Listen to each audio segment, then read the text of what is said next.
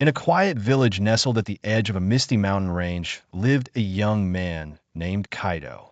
Ambitious and full of dreams, Kaito believed he was born to do something great. But no matter what he tried, learning music, starting a business, mastering martial arts, he would give up halfway. Maybe I'm just not meant for greatness, he once told his father. His father replied with a calm smile, if the mountain looks too tall, maybe you're staring at the peak and forgetting to take the first step. But Kaito didn't understand. He wanted quick results and visible success.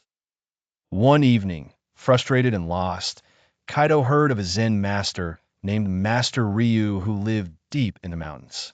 They said he had trained warriors, healed hearts, and unlocked human potential, not by giving answers, but by helping people discover their own path. Determined, Kaito packed his bag and climbed the misty trail to meet the master. After 3 days of hiking and struggling, he finally reached the temple. It was simple, surrounded by nature, with birds singing and wind blowing through the bamboo. He bowed before the old master and said, Master Ryu, I want to achieve something great in life, but I always fail. Please teach me how I can achieve anything. Master Ryu looked at him and simply said, then carry water. Kaito blinked. I don't understand. Without explaining, Master Ryu handed him 2 wooden buckets and pointed to a stream downhill. Each morning, bring water to fill the temple basin. Confused but obedient, Kaito began the task. Day after day, he walked down the rocky path, filled the buckets, and brought water up to the temple. There were no lectures, no deep conversations, just water. Every single day. Weeks passed. Kaito grew frustrated. Master, when will I learn to succeed? Master Ryu smiled gently and said, a bamboo does not grow tall in the first season. It grows roots in silence. Slowly, Kaito began noticing something within himself. His legs grew stronger. His balance improved. He stopped slipping on rocks. His arms no longer trembled carrying the heavy buckets. His breath became deeper, more controlled. Without realizing it, he was changing. One evening, Master Ryu gave him tea and finally spoke at length. Kaito, you asked how to achieve anything, but what you wanted was everything at once. True achievement begins with mastery of yourself. Patience, discipline, presence, these are your roots. Without them, every dream will collapse.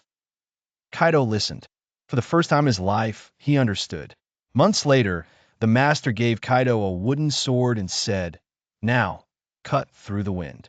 How? Kaito asked. You will find the way. Every day he trained, swinging, balancing, breathing. He watched the birds.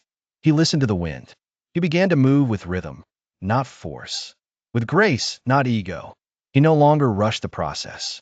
One day, while walking down the mountain to collect water, Kaito heard shouting. A nearby village was being attacked by bandits. The villagers were running in fear. Without hesitation, Kaito ran toward the danger.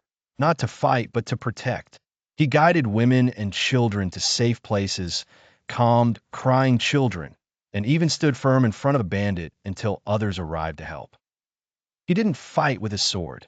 He fought with presence, calmness, and courage.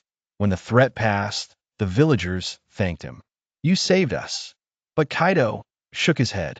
I only did what I was prepared to do. That night, he returned to the temple and knelt before Master Ryu. I understand now, he whispered. Success is not something to chase. It's something you become. Master Ryu nodded. And what have you become, Kaito? A man who carries water with purpose. Years later, Kaito became known far and wide, not as a warrior or a leader, but as a man of wisdom, strength, and calm power. He helped build schools, led villages, and mentored others, not by giving long speeches, but by showing what it meant to be present, persistent, and patient. People asked, how can I achieve what you did? And he would smile and say, then carry water.